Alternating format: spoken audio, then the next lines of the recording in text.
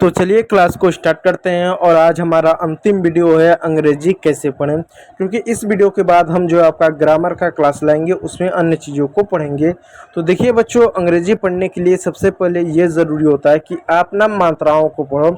आप लोग क्या करते हो कि आप डायरेक्ट अंग्रेजी के शब्द पढ़ना स्टार्ट कर देते हो। देखो, कोई चीज़ ना डायरेक्ट नहीं होता है, वो चीज़ का अपना एक समय होता है, एक पैटर्न होता है, एक नियम होता है। उस अनुसार काम करोगे तो आपको सफलता मिलेगी, डायरेक्ट नहीं होता। ठीक है, तो अंग्रेजी पढ़ने के लिए सबसे पहले क्या करना पड़ेगा, आपको जो है मात्राओं को पढ़ना पड़ेगा। अब बहुत सारे बच्चे कहेंगे हमको अंग्रेजी की सारी मात्राएं आती हैं।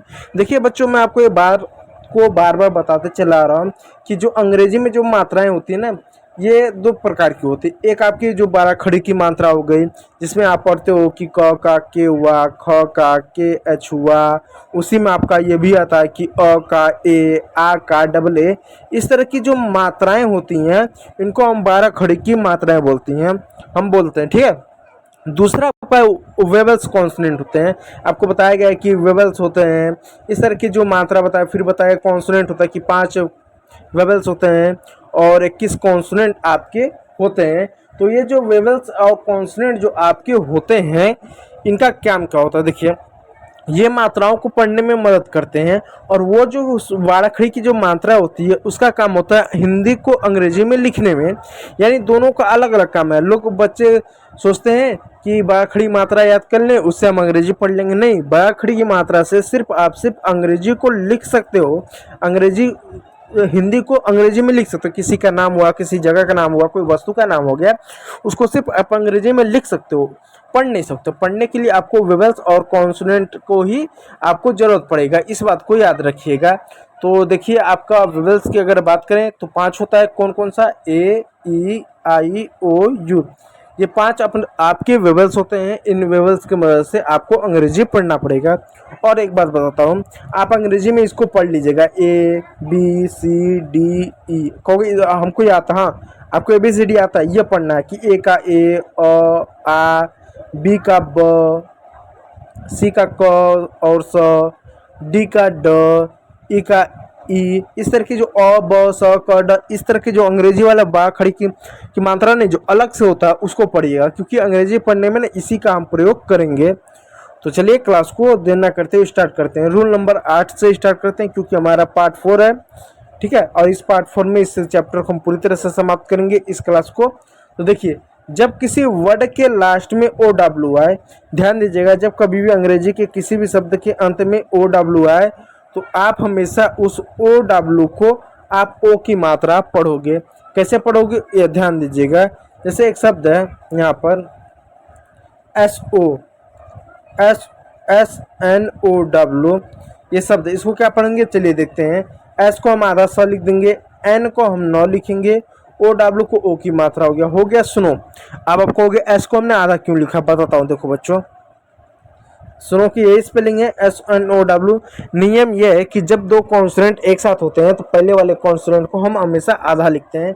तो एस क्या है, एक कॉन्सोनेंट है, एन क्या है, एक कॉन्सोनेंट है। तो पहले वाले कॉन्सोनेंट का स होगा, ये पूरा स होगा, तुमको आधा सा लिखना है। तो ये आपका आधा सा हो गया, 9 पूरा लिख देंगे और OW को ओ की मात्रा लगा देंगे, हो गया। सुनो, ठीक उसी प्रकार दोस्तों यहाँ पे एक और शब्द है YELLOW।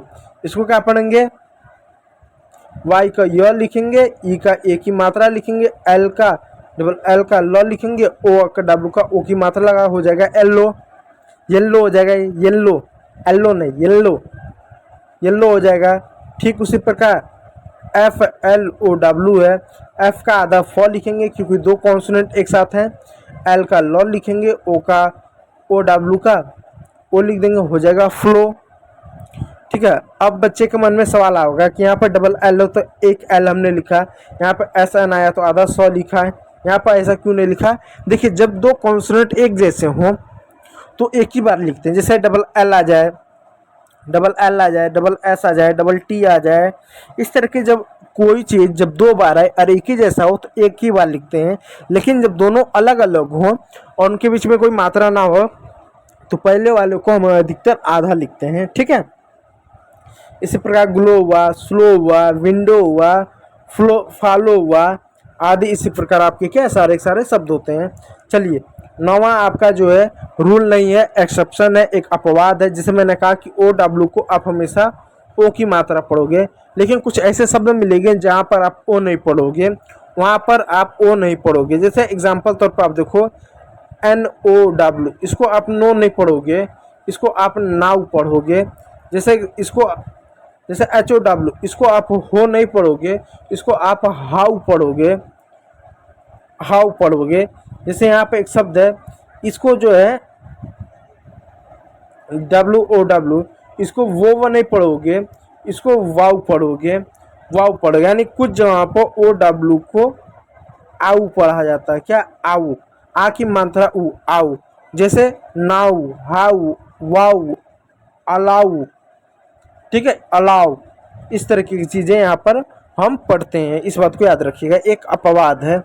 चलिए रूल नंबर 10 की ओर चलते हैं। रूल नंबर 10 क्या कि जब अंग्रेजी के किसी भी वर्ड के लास्ट में ओ आर आ जाए या ओ एन आ जाए आए तो ओ को हमेशा अ पढ़ेंगे। यानी किसी भी शब्द के अंत में यदि ओ आर हो या ओ एन हो तो वहाँ पर ओ को हम जो है हम क्या करेंगे, हम अ पढ़ेंगे। यानी ये गैप अगर मिले ओ एन या ओ आर या ओ के बाद एन हो या ओ के बाद आर हो तो वहाँ पर ओ को अ पढ़ेंगे। कैसे पढ़ेंगे? देखो देखो TAILOR। अब देखो क्या पढ़ेंगे, इसको कैसे पढ़ेंगे, क्या पढ़ेंगे? देखो टी का टॉ पढ़ेंगे, ए आई को ए की मात्रा पढ़ते हैं, मैंने बताया है।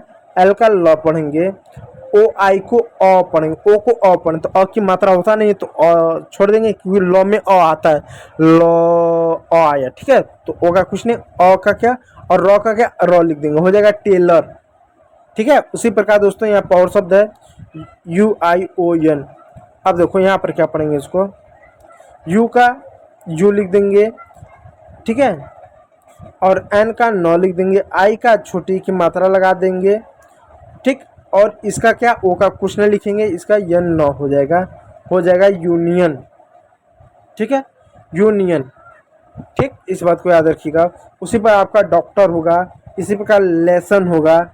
डॉक्टर में ओ कम कुछ नहीं पढ़ते, ठीक है, डॉक्टर हुआ, लेसन हुआ, आदि शब्द, ठीक। तो ये रहे आपके सारे नियम। उम्मीद करूंगा वीडियो अच्छा लगा हो। यदि अच्छा लगा तो लाइक कीजिएगा, चैनल पर है तो सब्सक्राइब जरूर कर लीजिएगा। वीडियो को देखने के लिए बहुत बहुत धन्यवाद।